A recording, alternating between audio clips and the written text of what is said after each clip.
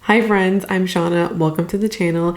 Today's video is super fun, lighthearted, and I cannot wait to hear your ideas in the comments. Today we're talking about the things that you'd have to pry from my cold, dead freaking hands. I saw this going around on Reddit and what I understood this topic to be is not so much what do I love so much, what are the holy grail favorites.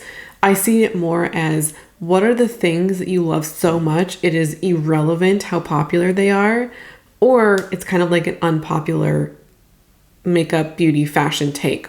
You'll see as we get through the list, I have 10 things to share with you. We're going to be using a lot of hyperbole, like we're going to be exaggerating in this video. We're going to be, having some pretty stark black and white opinions. We're just exaggerating for effect here, okay? Before anybody wants to come for me. Now, the top comments on the Reddit forum were antiperspirant and washing your hair every day. I agree with both of those things. I am camp, maybe not necessarily washing my hair every day, but washing my hair frequently. And the conversations about how often we wash our hair kind of bug me a little bit, just because we're having conversations about how often we should wash our hair when we have different people with different hair types within the conversation. It would make sense to me if you have a dry scalp or you have coily hair or curly hair that you might want to wait a week or a long time between washes. I get that. And if you have an oilier skin type, hair type, scalp type, that you'd want to wash your hair more frequently. I think that some of the facts about washing your hair are not actually facts, and also people want to flex, or people use how long they go between washes as a flex. And if you haven't done it, then poor you, you haven't figured it out yet. Let people do what they want. I don't care how many days you go between washes. You're not nasty if you go days or weeks, and you're also not like a sheep or somebody who's uneducated if you do it every day or every other day. I was also watching a video. There's two women. One was a dermatologist and one was I don't remember her title. It was I have to look it up. It's a tricholoigist or somebody fancy with a fancy title. They were talking about that it's a myth that it's bad to wash your hair every day. And I think that and so I'm just going to leave it at that. Also, I am definitely in the antiperspirant camp. I tried to get on that natural deodorant thing for a while. Not for me. I hated it. I still have some left over from when I was in that moment, and yeah, I'm gonna go through them and finish them. But I don't love them and probably wouldn't go back. Also, one of the worst rashes I've ever gotten happened from natural deodorant. It wasn't actually a rash. It was, I don't want to necessarily, if you want to hear about this, we'll just go fast forward a minute. I was using Schmidt's deodorant, and it split my skin and my armpit, and I was bleeding from it. It was horrible and one of the worst things to ever happen to my skin. Just imagine that in your armpit. You can't move your arms without them hurting. Anyways, I probably would not go back. And again, if you're a natural deodorant girly, do it. I have no problem, nor will I judge you for it. Do you, man? Do you? Okay, we're gonna go to number 2 now.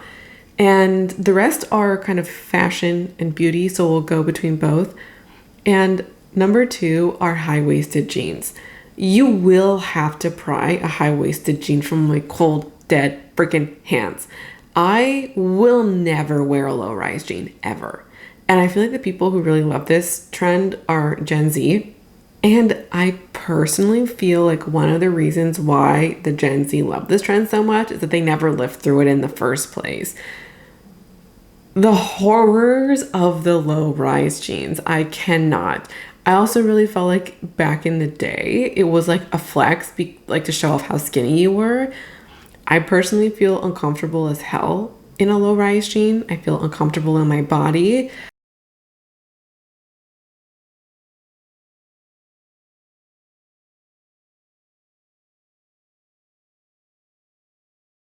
I don't think that you have to be skinny in order to wear a low-rise jean. I just felt like it was a way for skinny people to show off how skinny they were, and then also to like fat shame people who didn't look that way in jeans or in the low-rise jeans. I actually saw that a lot, and looking back on some content that I consumed as a child, high-waisted jeans are just more comfortable for me. I think they're more flattering. We don't always have to wear things that are flattering on our bodies. I am a big proponent in that. I was actually wearing a dress the other day, or like trying it on in the change room, and somebody told me it made me look pregnant and therefore I shouldn't buy it. I don't know you. Anyways, getting derailed.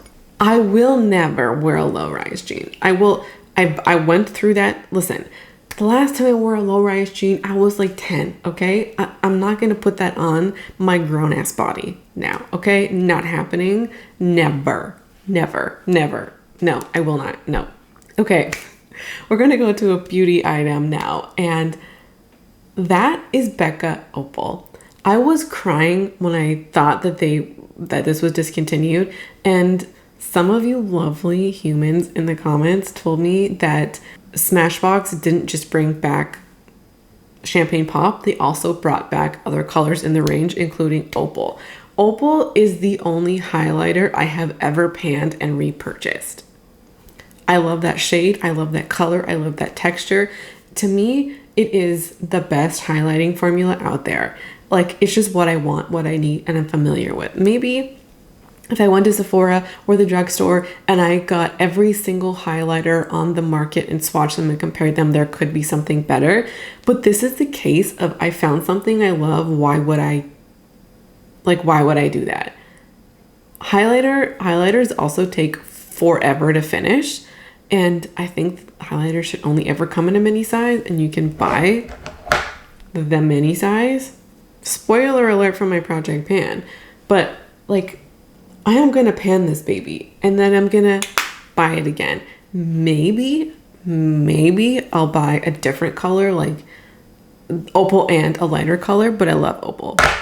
It's perfect.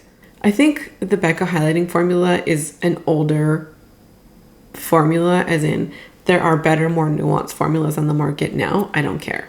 If this means I'm stuck in 2016, don't matter to me. I'll be stuck in 2016. I love it so much. On a similar note is the inner corner highlight. Today, I have a more subtle one, but I don't do a makeup look without an inner corner highlight. This feels very, I don't know, like 2010s, maybe even like early 2000s. I saw this a lot. And I remember watching makeup artists as a child recommend this all of the time. And I do still see people do it now, but it's not necessarily every look or like your everyday makeup look is made by this. Or sometimes people might do like a blue pop of like right in the inner corner, or like a fun color. This defines my look. I have been doing this for such a long time. And I think my fear with this one is that I'll still do it, but it'll be really obviously out of style, where you look at someone and you're like, oh, mullets aren't cute anymore, or something like that. Now, I'm not here to gatekeep anybody or say that like you can't wear things that are out of style. And I personally would never say that to another woman, ever. I just love this so much. I guess I'm more so hoping that it will never be like socially frowned upon. I just love it so much. I never want to stop doing it. I never want it to be a problem. I want to do this for the rest of my life. I mean, who knows? Like, I'm not even 30 yet. So, you know, who knows what I'll do in like a decade. But I have been doing this for over a decade. Probably going on like close to 15 years. Not quite 15, maybe like 13 or 14. It's one of the first makeup things that I learned and did. Maybe that's why I'm holding on to it. I'm talking about this for way too long. Next, skinny jeans. Look, I'm not out here trying to be like, oh, Gen Zs are telling me like I could never wear a skinny jean or try to start some kind of generational battle. No, I love a skinny jean. And this is the thing where it's like, it doesn't matter what fashion advice people give, I will not stop wearing them. I'm sorry, but I won't. And I'm also that girl who's gonna wear a skinny jean with an ankle boot. I recently saw somebody who was like, the skinny jean ankle boot is out. It's like the one thing that makes you look dated. And they were talking about the ankle boot they showed was like a brown one, a brown suede one. And it might have actually been the exact one that I have. My pair is from Aldo. I've never felt more called out in my life. I'm like, I love a skinny jean and a brown ankle boot, even a black ankle boot. I love that. Yeah, I love that, even if that looks a little bit dated. What this video is making me think about are things that feel signature style for you. That's not necessarily all of it, but I think when we can stand by something as this is my style, like this is just mine, I love it, then I don't know, I feel like we can feel more confident in our style and making our choices and walking around in the world. So yes, I love a skinny jean and I will continue to wear one. I do also enjoy like a straight leg jean or a mom jean, and I've been wearing them more and enjoying them more than when I got my first pair. I got my first pair in 2020 or 2021? I think it was 2021. I got my first pair in 2021. I can appreciate both. All right. Another one, but in the beauty realm, is super high coverage foundation and concealer. I try to be the natural foundation girly. That's just not me. But I think a large reason for that is just my overall skin. I think light coverage foundation is mostly for people who already have great skin. If you want to do that in a lot of concealer, or you want to just use concealer, like you're still using a high coverage product, and like you will still need a high coverage product at some point in your routine. That's just my take. I mean, if you're somebody who struggles with like acne or dark spots and you still want to wear a light coverage complexion product, more power to you. I don't like the way that looks on me, and even if I wasn't going to use a high coverage foundation, then I'm still going to use a high coverage concealer.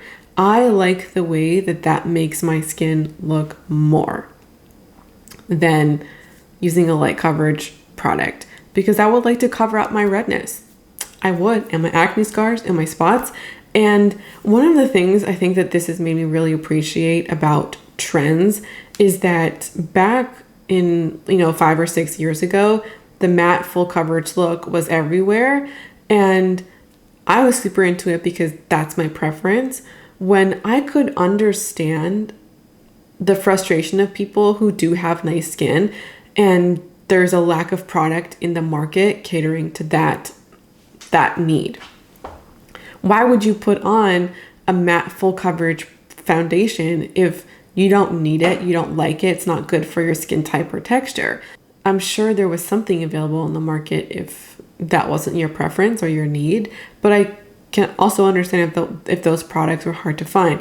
Now the trend has kind of gone back has gone in the opposite direction, where there's a lot of dewy products, a lot of light coverage products, a lot of tinted moisturizers, BB and CC creams. Those are really popular in the market now, and there are less releases in the matte and full coverage variety that are coming to the market now in 2022. But I'm still that girl who wants that, who I think I like the way that looks on my skin type, skin tone, and texture. That's just what works for me, and I will continue to wear it. As I was mentioning earlier, when you come to know yourself, like your personal style and your preferences more, it becomes less, like you start caring less about what's popular or not. I like a full coverage look. Doesn't matter if it's popular or not, and you just feel more secure in your choice. So yay for that, I guess. I think that's a good thing. Okay, we definitely have more beauty than fashion. I only have one fashion item left, so I'll leave that one for just a little bit. For the high coverage foundation, I'm not necessarily thinking about Kat Von D Lock-It or Urban Decay All Nighter. As for the full coverage foundation, the kinds of formulas I'm talking about are not necessarily the Kat Von D Lock-It or the Urban Decay All Nighter. I'm more thinking about like the Fenty Beauty foundation, their matte foundation or their Pro Filter, the Estee Lauder Double Wear, things like that. I think both of those are maybe like a step down from the first two. Like if Kat Von D If the Lock-It Foundation and the All-Nighter were, let's say, a 9.5 coverage, I feel like these ones are maybe like an 8.5. They're still pretty up there though. Anyways, moving on. The next item, I do actually have more beauty items than fashion. I have one fashion item left, so we'll leave that one for just a little bit. The next beauty item is physical exfoliators. Something maybe like this, you know, just something that's grainy.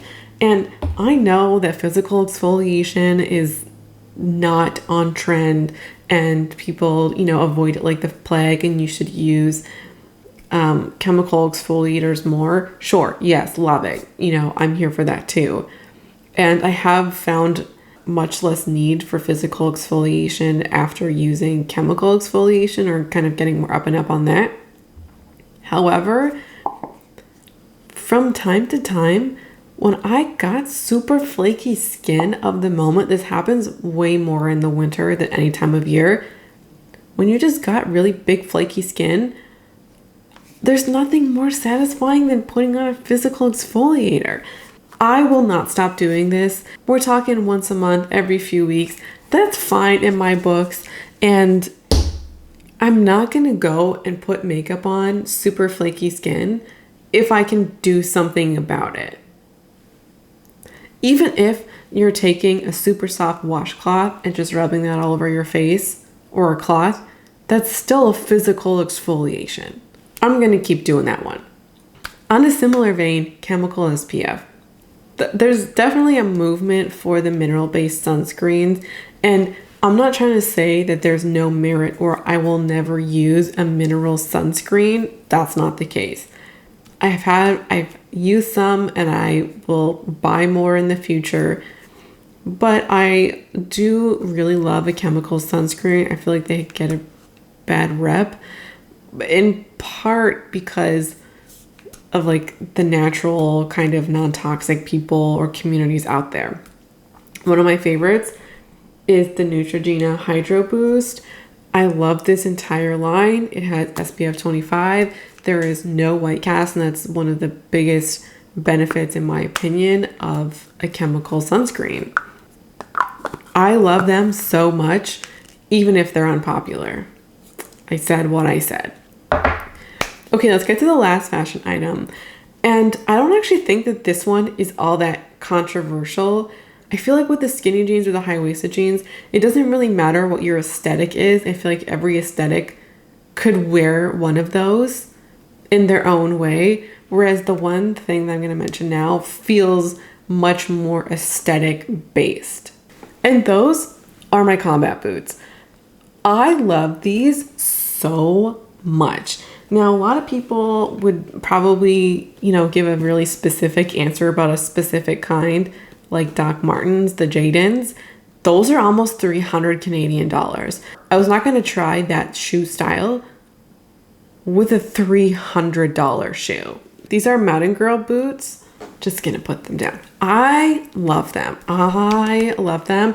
And I also really love them with the straight leg jean the most. I have worn them with some skirts. I just love, like, if I lost them, I would rebuy them tomorrow, like without a question. If they got destroyed, lost, doesn't matter. These are my favorite shoes that I own. I can't get enough of them.